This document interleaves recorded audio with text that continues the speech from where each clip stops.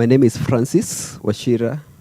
I am involved in academics. I coordinate postgraduate programs at Africa International University, but I am also involved in, I offer support in the communications department. In the postgraduate school, we have donors from other countries who we need to communicate to more often than not. So I helped develop an MailChimp online template for enhancing communication with the donors, but also help in the digital communication. But major part of my contract is to coordinate the programs. So my communication background comes in to support the department. I'm doing my master's in communication in DESTA, interested in the area of digital communication. My research is on gambling. Yes, and how the gambling companies have been able to thrive in the digital world.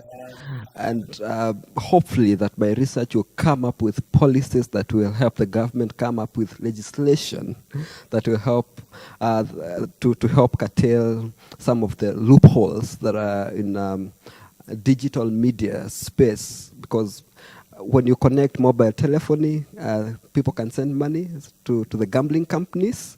There is no limit as to how much one can use.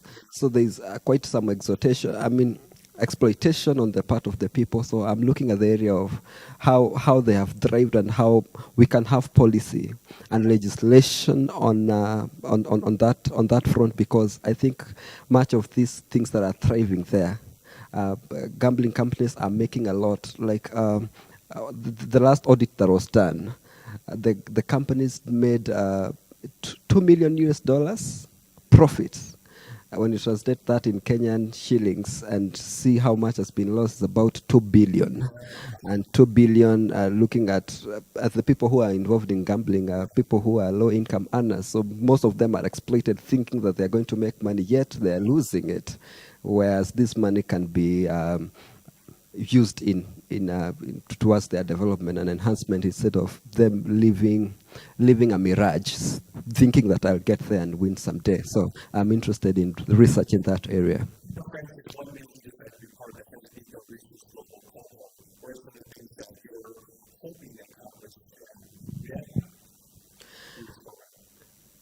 One of my key areas is, as I have mentioned, to see how I can contribute to legislation on those the gambling issues, because I think a lot of people are exploited on that front, and they are always thinking that I am going to win, forgetting that they can only win if someone has lost.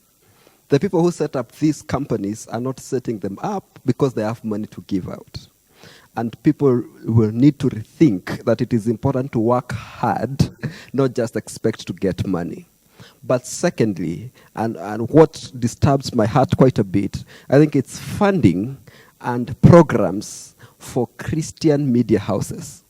Because I think, in my view, and I've been listening to some of them, the Kenyan ones, partly finding a lot of commercials. And yes, we understand that media houses are funded by commercials, but I think when that takes too much airtime, slowly we could be losing it, and just thinking, how can we contribute to this area, but by helping the churches re-strategize funding the media houses instead of relying on commercials. Yes. Yes.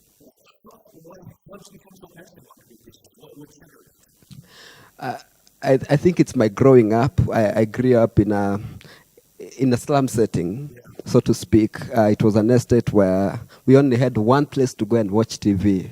So I used to go sit, because it was a huge hall. I used to go sit there. For children, would sit down.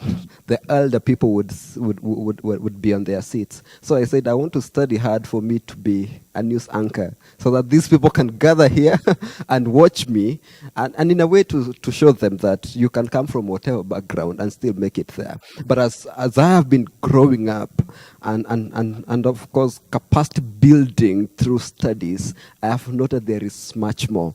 And my mind is shifting towards programs, the quality of programs. Some of them are funded to propagate vices.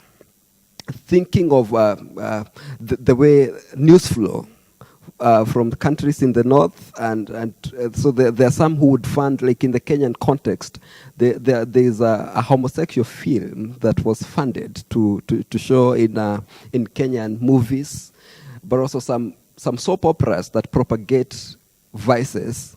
But from our end, we do not look at the program, we look at how much is the media house earning out of this, as opposed to what are we communicating to the people who are consuming this, who are more often than not passive. They're just taking it as final without really thinking about it. So it's even a calling to the media houses.